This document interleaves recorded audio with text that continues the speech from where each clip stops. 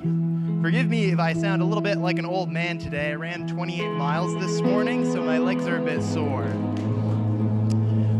Howdy, folks. My name is Shay Krueger. I am one of the H2O interns here, and I'm going to share a little bit about what's been going on in my life in the last year or so, which has probably been one of the most chaotic years of my entire life.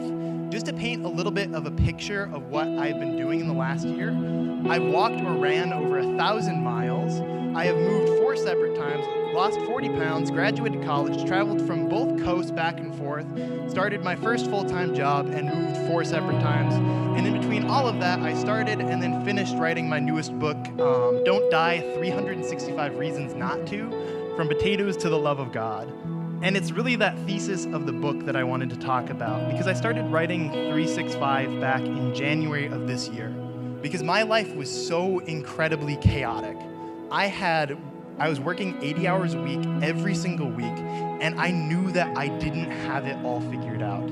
I knew that I didn't have all of the answers, and I certainly didn't know what I was going to be doing next. I knew I had no control over the future because we only ever live today. But God still shows up day after day after day. One of the main examples I have of this is 2 months ago, I was working in Washington. I had to leave the camp very suddenly through circumstances that I did not want and things that I did not plan. So much so that I drove out at 6 in the morning because I had to be back in Minnesota so quickly. So then I found myself leaving my summer camp in the morning, driving 1,500 miles back alone with a broken air conditioning and needing to do it in only 3 days. It sucked. As I was driving through the Great Plains in a car with an interior temperature of 120 degrees, in immense physical pain, I was so angry. And I started to pray. And my prayer was not complicated. It was just, God, why is this happening? And then all of a sudden, a single phrase just popped into my head, like somebody had said it in the passenger seat right next to me. And all it was, Shay, do you trust me? Yes, Lord, I trust you, but I wanted to stay. Why is this happening? Again, Shay, do you trust me?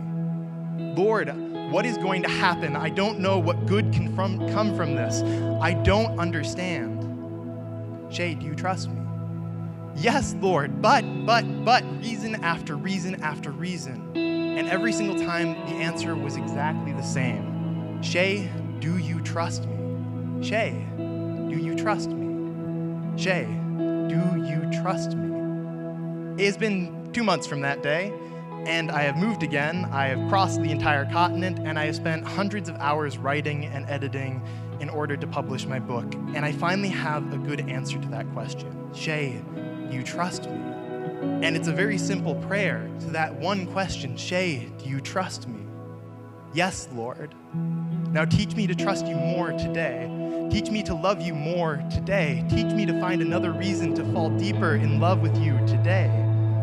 Let me see your goodness and your kindness in the world around me today. Lord, you are so good and you are so great. Let me see that today. Thank you very much.